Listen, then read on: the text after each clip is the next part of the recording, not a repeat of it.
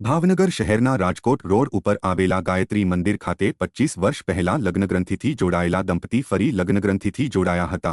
ગાયત્રી માતાજીના ભક્ત અને બ્રાહ્મણ પરિવારના આ યુગલે પોતાના લગ્નના 25 વર્ષ બાદ ફરીથી લગ્નનું આયોજન કર્યું હતું।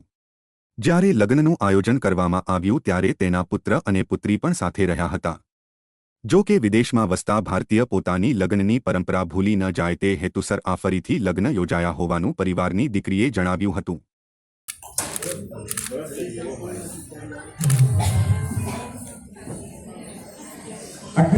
तो कामधेनु कोई नहीं है, गाय एक कामधेनु गाय कहवा तो कोई जुड़े नहीं। तो गुरुदेव ओळखाण आपी छे कि क्या पण रस्ता भगवान की अलग कर शकाय नहीं।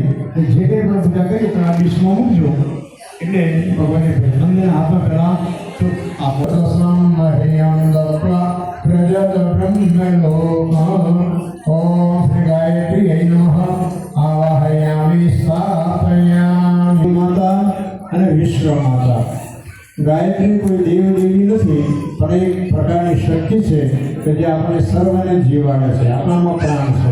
પુરુષાર્થ કરવો પડે, મહેનત કરવી પડે, એ પ્રત્યેક માતૃશક્તિને આવાહન અમે આવું કંઈક કરી દઉં ભગવાનની શક્તિઓને હવે બોલ। ભાવનગરના છીએ અને ગાયત્રીના ભક્ત છીએ એટલે અમે ગાયત્રી મંદિરે આવ્યા છીએ આ સંસ્કાર કરવા।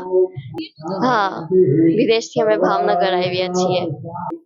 હા, એટલે આપણે છે ને વર્ષોથી લગ્ન કર્યા હોય એટલે અમે ભૂલી જઈએ કે આપણે લગ્ન કેમ કર્યા, 7 ફેરા કેમ ફર્યા।